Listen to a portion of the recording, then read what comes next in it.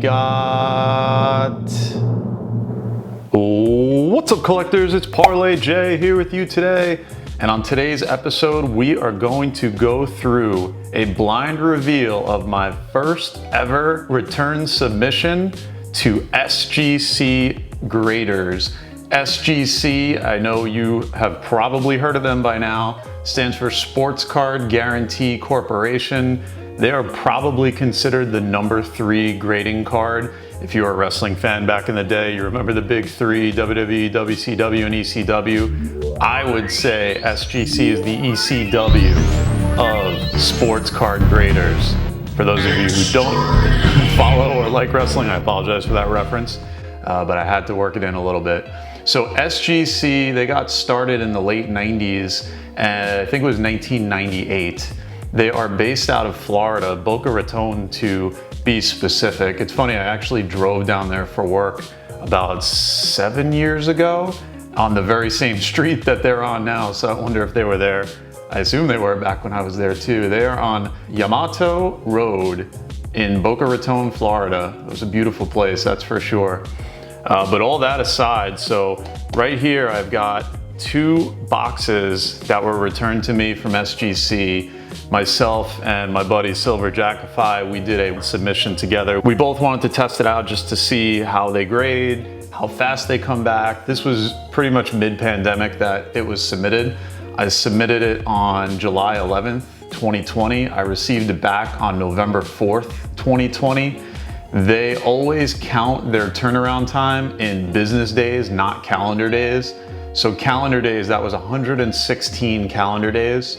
And business days, it was 79. So they had said that they would be between 55 and 80 business days because of the backlog due to the pandemic. And they just made it within that time frame. I had heard actually that their return time was even faster than that. That's why I decided to give it a shot. Well, just wanted to try it anyway.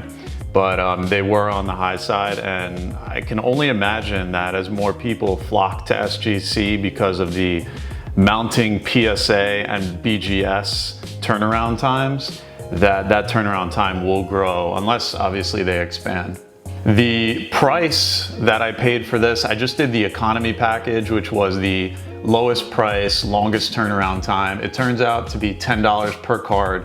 What you do is you select, you enter not only the card, but you also enter the declared value of the card. And now there's no enforcement around that declared value. Like for instance, you could put a Mike Trout rookie is $1 and no one's gonna, stop you or do anything against you for that. What it does control is the amount of insurance that they place on the return package. So if you want to try to save a couple bucks, you can put declared values as very low, but in the very unfortunate event that something does happen to your cards in transit, you will not be covered for, nearly enough via insurance. So you want to make sure that you balance out, the risk of your cards. You're putting them in the mail, you're entrusting them to a lot of hands doing the right things to get the card to and from where they need to be. With if you value, saving a couple bucks on shipping up front. So that is completely up to you. The way that I inputted all these cards, it ended up calculating at $40 shipping. Typically what I do is I go a little bit over the card value just to be safe, and I pad it a little bit, but to me it's worth it, especially if I'm submitting, really good cards. This submission, I obviously didn't submit my best cards. I submitted some pretty good ones. I went more vintage, as you'll see, but I also didn't want to risk losing them because there were some pretty sweet cards in here. But again, it wasn't a gigantic, highly expensive submission at all. So those are basically the dates and the numbers of my experience with, the cost, the turnaround time and whatnot. I must say I did email SGC a couple times during the process to check in on the order, only because I had been hearing that they actually would get the submission graded and turned around within 30, possibly to 60 days. But I did hear a lot that 30 days was attainable.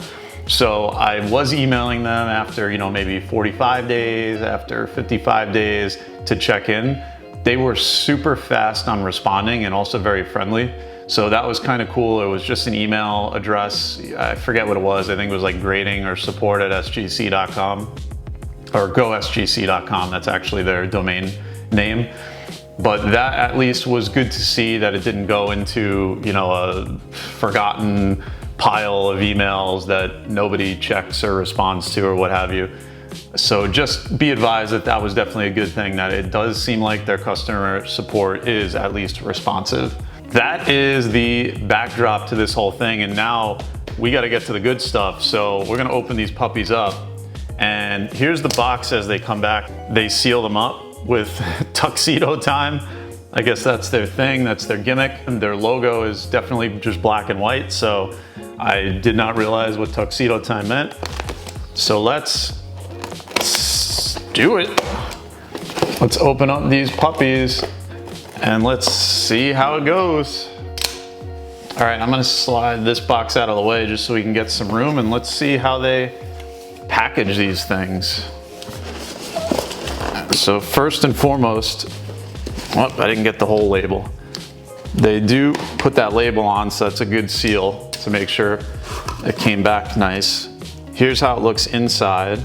So they don't have a ton of packaging. There's no packaging around the sides here. This did come in a larger box, so that's okay. That's the empty box. So it's not terrible that there's no packaging there. However, I would have liked to see at least something protecting these sides just in case somebody threw this during shipping or whatever. Or maybe a wrapping around it like PSA does. It's held together only with rubber bands, so like you can see it's already sliding out.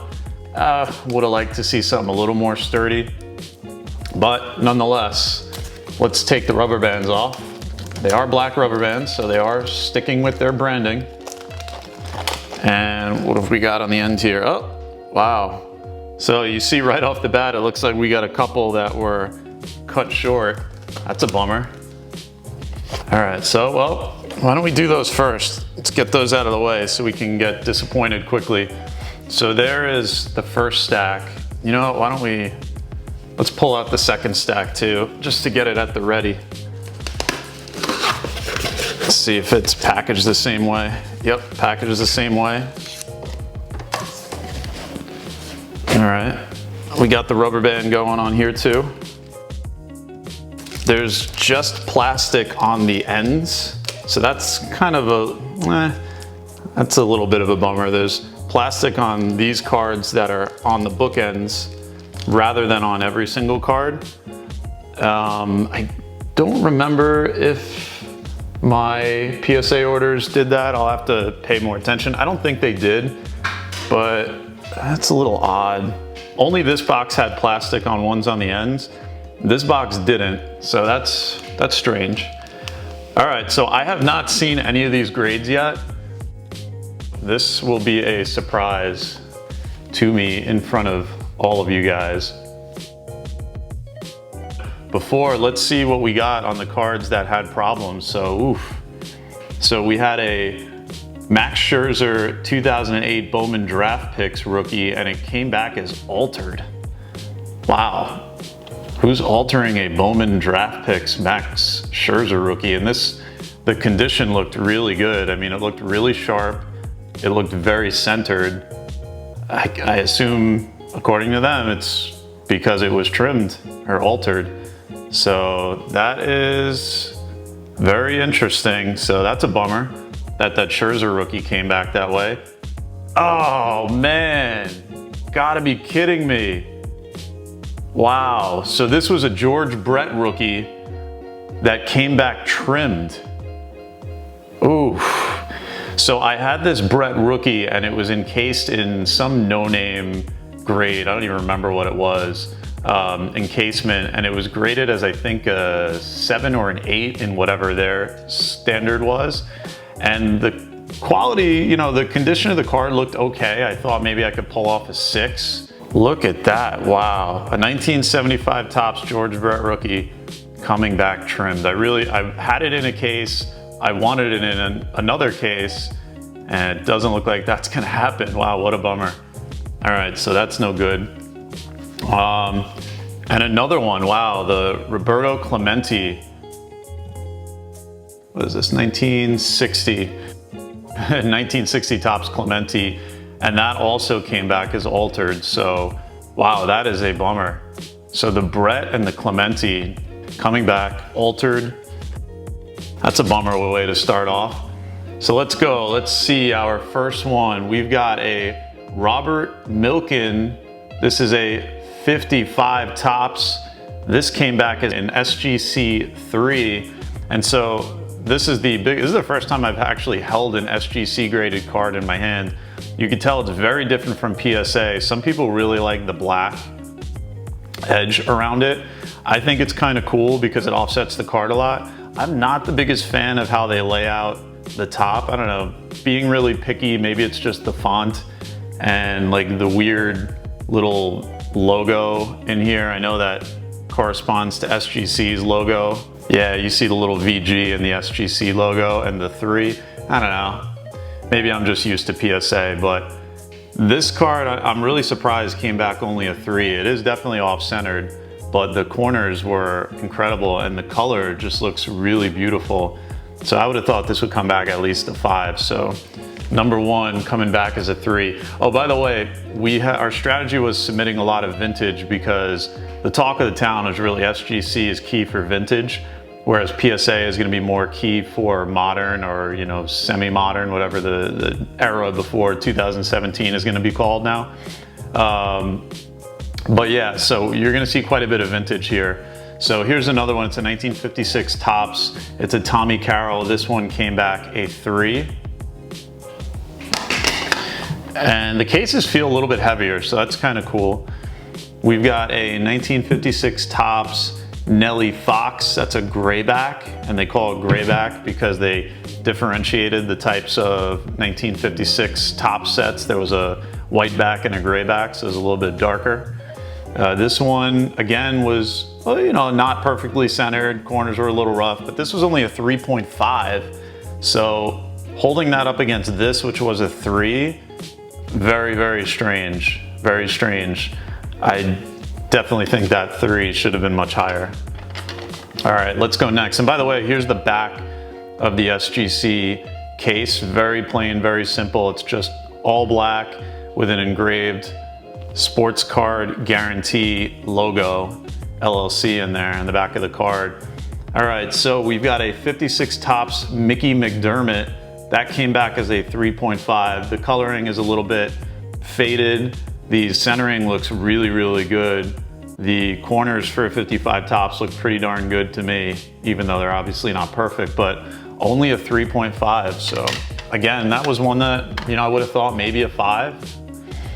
Let's go with a 1960 Topps. This is a Carl Furillo, and this came back as a 5, but this is really weird because you could tell this is so off-centered.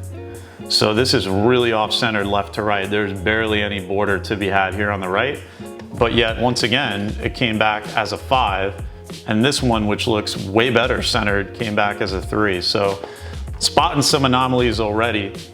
They do say that, and obviously I haven't seen enough cards to judge for myself, but certain graders are tougher on corners versus centering.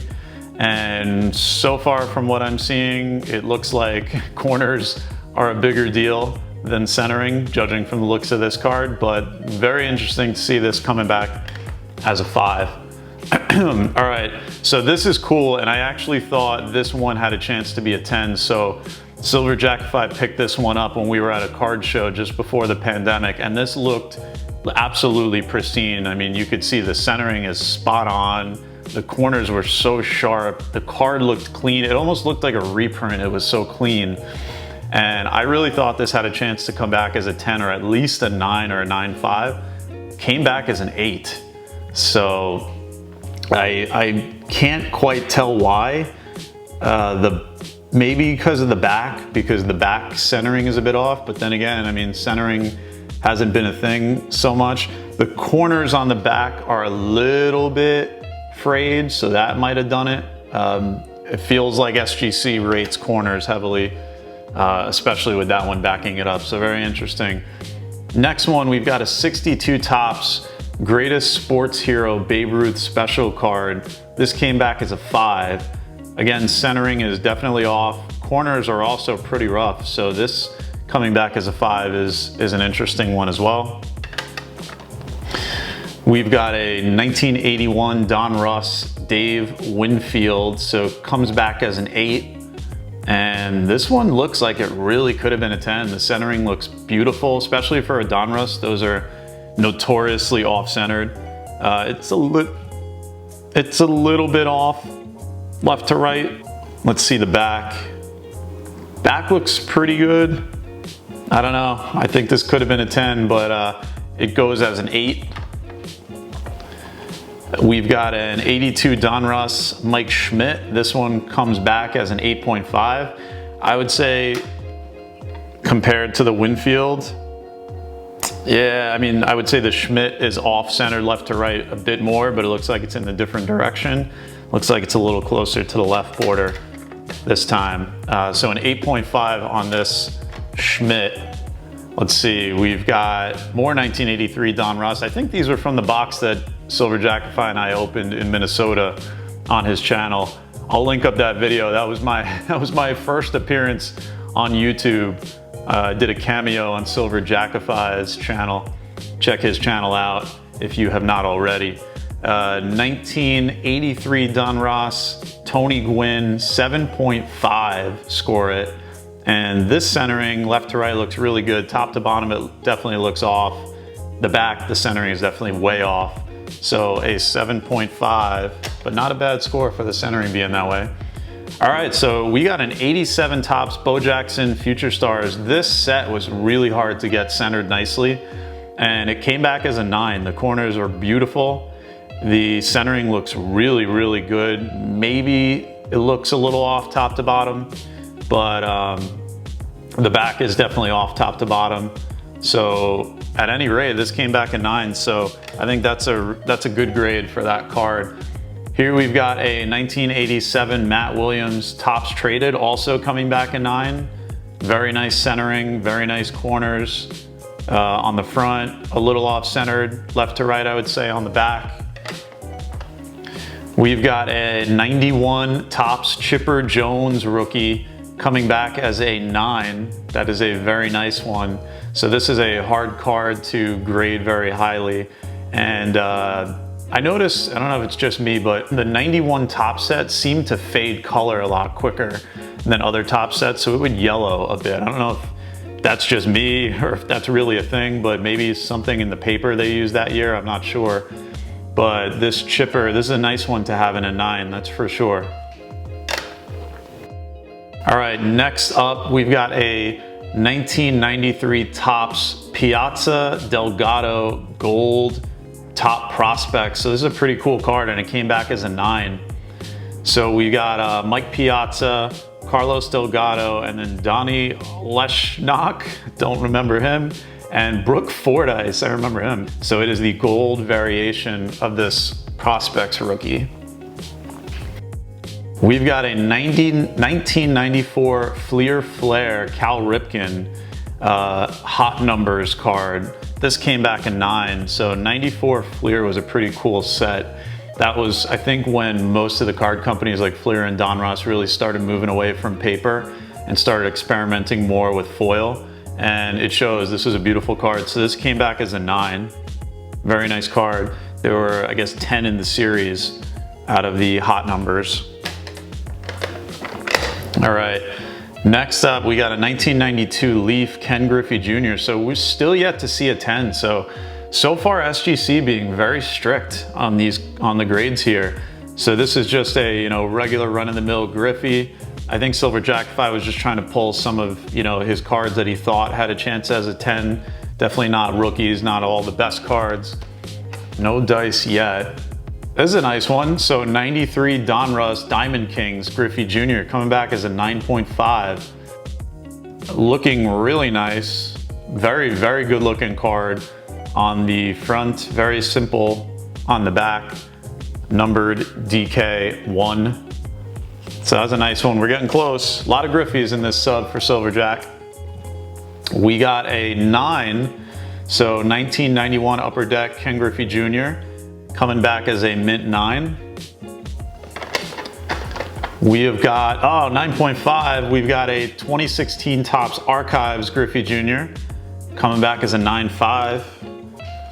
Still looking for that 10. 1992 Topps Griffey Jr. coming back as a 9. We're on the 9 train. Oh, and a 93 Topps Griffey Jr. coming back as a 6.5. Wow. The border, I think, was very thick on the 93 Topps, so it made it even easier for it to be off-centered. So that might have been what did it here. The corners look okay. I don't see any real surface damage, so it's really just the centering, I guess, that threw this one off so much. More Griffey, more 9s, 9.5. We got a 2014 Topps Archive Griffey Jr. going at a 9.5. And it is a 2018 Topps Finest Mike Trout coming back as an 8.5. Wow. So, very strict so far, not a 110. All right. First stack, SilverJackify, no luck on the 10s. Let's see, I hope my cards can pull something off so we can at least pull off a 10 in this sub. Oh, there it is, the very first one. Sweet. All right. First 10 of the sub. 2018 Topps Chrome Sapphire Brian Anderson rookie. So I am pumped that this came back as a 10. I really love Brian Anderson, and his Topps Chrome Sapphire rookie was very affordable. I had purchased it raw and said I am gonna send that one out. I'm really glad that came back as a 10. Let's get that one up in the background. So that's our first 10, finally. All right, let's see if we can keep it rolling. So this is a Javi Baez Series 1. We got an 8.5, so a 2015 Topps Javi Baez rookie card coming back as an 8.5. The centering is definitely a little bit off. I thought it was gonna be good enough to pull off a 10. The corners looked really good. I think this corner here is just the color and not actually whitening from the corner being messed up, but surprised this came back as an 8.5. That's a bummer. That may be one that I crack and send to PSA. Let's see. Oh, we got it mixed in. So this was another SilverJackify. It's a 2013 Topps Archives Mike Trout, Harper, Braun, and Kemp stickers. Submitting the sticker card, getting the 8.5. Actually, there's more SilverJackify in here. Ultimate Warrior, nice. So a wrestling card, 1990 Classic WWF. It's an 8.5 grade for the Ultimate Warrior. Again, a little off side to side, but this is a pretty sweet card. I love wrestling cards. I am big on the Wrestling All-Stars set. So we got a Carter Keyboom. This was a Heritage Rookie, 8.5. Oof, bummer. So 8.5, Topps Heritage, Carter Keyboom in the minors. So that one, no dice. Next up, oh no, I think we do got more SilverJackify. We've got we got a 10. This is a reprint, cool. So it's a SilverJackify's 2007 Topps Mickey Mantle, the Mickey Mantle story. Obviously this is a reprint, and this comes back as a 10. You can see it's beautifully clean, perfect. So there is SilverJackify's first 10. So let's get the 10 up there. Flaunt them if you got them. All right, next one, more SilverJackify action. We've got a Babe Ruth 2020 Topps Choice, obviously a reprint, so it scores a 9. So SilverJack getting the 9. I think now we go back to mine. I have a Bobby Witt Jr. that I pulled. Boom, got a 10, nice, straight out of the pack. So this is a Bowman Chrome 2020 Bobby Witt Jr. Bowman first, and that is what I was hoping for, landing the 10 on the B Witt. Very cool, very cool. Happy to see that. Let's make a little bit more room here so we can get some more of the 10s up. Hopefully we got more coming. All right, straighten this out. All right, next one. Oh, it's a 9.5. So this was a Big Poppy 2015 Topps Chrome Pink Refractor. I was on the kick of getting the David Ortiz rookie cards and final year cards. So I did try to pick up as many variations of David Ortiz as possible. I'm big on him because of the impending Hall of Fame induction that he will inevitably get. So I wanted to go out and grab some of his cards earlier on in the year and grade them up. 9.5 there, not quite the 10 we were hoping for. All right, got another Carter Key Boom. Oh, and boom, hitting another 10. 2019 Bowman Chrome Mega Box. We land the Carter Key Boom 10. This one's a refractor, so very nice getting that 10. Let's put it up there just because it's so shiny. Very nice. All right, a JD Martinez rookie. I was not expecting a 10 on this. Let's see, I hope it's at least a 9. 8.5, bummer. So 2011 Topps Update JD Martinez rookie coming back as an SGC 8.5 near mint to mint plus. All right, we've got a George Springer rookie next. Was hoping, I've had a hard time getting 10s on these.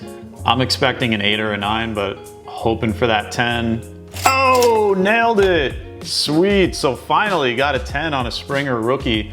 It's his 2014 Topps Update. That is awesome. So I've been waiting for that one to finally get pulled as a 10 from somewhere. All right, I graded a lot of these, so let's see how they came back. I was big on Brian Reynolds coming into the 2020 season. He was obviously a massive flop, and we'll see how he does in the 2021 season. The Pirates were the worst team in the league, so I can only go up from here. Let's see what we got. All right, we got a 9.5. Bummer that it's not a 10, but we've got a 9.5 on the first Reynolds.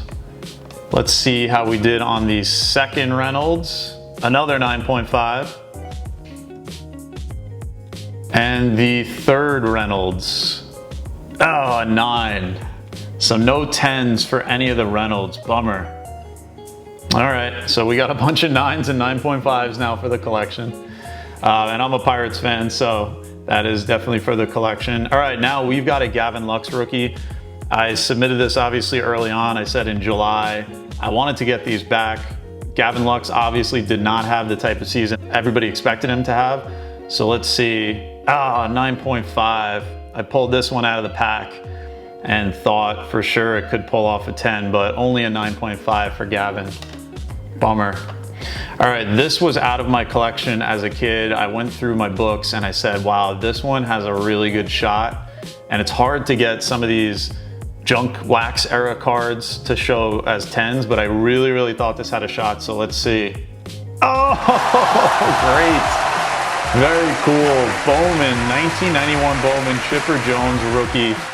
I was right on that one. Awesome. So that comes back as a 10. So not that it's worth a ton of money, but I think that's very cool that that was out of my book as a kid. And I literally measured the borders on it to see if the centering would be good. The corners looked great, so I am really happy to see that. All right, we've got a Jake Arrieta rookie. I was not expecting much on this. If I got an 8, it would be satisfactory. Obviously, I want a 10, but let's see. All right, we got a 9. It was the Bowman Sterling, and those are a little hard to get a 10 just because of that super glossy front. Inevitably, you're gonna have some sort of markings on there. But I really liked the Arrieta rookie. I know he's really, as his career progressed, he's unfortunately regressed a lot, which is a bummer. But that's cool. We got a 9 out of that. All right, we got another Springer, and let's see how we did on this one. Oh, this one gets the 8. So you can side by side these two, and I don't know, maybe my eye is not trained nearly enough, but maybe it's off centered a little bit left to right, but it looks darn close to me as the same as this 10. I don't really see any issues with the corners. So interesting, but at least we got 110. All right, so any Christian Yelich rookie, I am hoping for that 10. I really thought this had a chance. Let's see. Ah, we get a 9.5. All right, so it's his Bowman first, and it's his Bowman first draft prospects. So the value of these cards in this set are typically lower by a pretty good amount, but nonetheless, as you guys know, I'm huge on Christian Yelich, and his cards have been surprisingly affordable even after the entire 2020 season when the market really popped, even more so as expected. So I'm still big on Yelich. Now we're gonna go to my vintage card. I purchased this Don Larson rookie card at a card show with SilverJackify. I know it had a marking over here. It looked like probably at some point there was a sticker on it and it tore off a little bit. I was hoping for at least a 6. Let's see. Oh, a 4. Bummer. It looked pretty nicely centered. The corners are, you know, a little bit rough on this bottom right. I was hoping to get over the Mendoza line with at least a 5, but still really nice to have this in the case. This is one of the reasons why I wanted to grade with SGC. I don't know if it's just me, but these vintage cards in this case with the black just look beautiful. I think they look better than the modern cards. I think the modern cards look better in the PSA cases. All right, next one. Oh, the Harmon Killebrew getting a 5. Oof. All right, it is off-centered, so I guess I could have expected worse. But the 1960 Topps Harmon Killebrew, I bought this one raw.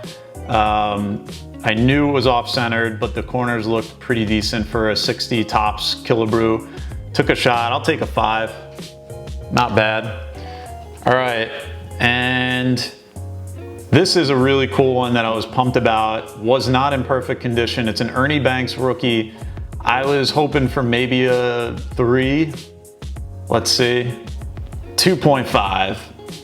All right, fair enough. This one has a massive dent here, and the corners are a mess. This was just one that I just wanted in the slab. I knew it was gonna get a low grade. 2.5, I was hoping for a whole number, but I'll take that. Okay, now, this is the coup de grace, ladies and gentlemen. This is my first ever owned Nolan Ryan rookie, and it is definitely not, you know, anywhere near above a 5, but I wanted so badly to have this one, just to own this in the collection and to get it cased up, and I can't wait to see how this looks. I was hoping it could get at least a 3.